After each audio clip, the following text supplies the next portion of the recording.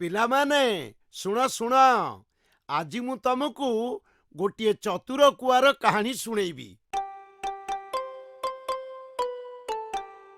କାକ ଗୋଟିଏ ଖରା କାଳେ ଆସି ବସିଲା ଘର ଚାଳେ, ଦେଖିଲା ମଝି ଅଗଣାରେ ଅଳପ ପାଣି ମାଠିଆରେ, ଭିତରେ ଥଣ୍ଟ ବୁଡ଼ାଇଲା ମାତ୍ର ତା ଥଣ୍ଟ ନ ପାଇଲା। ପକାଇ ମାଠିଆରେ ଗୋଡ଼ି ପିଣ ପାଣି ଗଲା ଉଡ଼ି, ଯାହାର ଅଛି ବୁଦ୍ଧି ବଳ ପାରେ ସେ ଜିଣି ଭୂମଣ୍ଡଳ।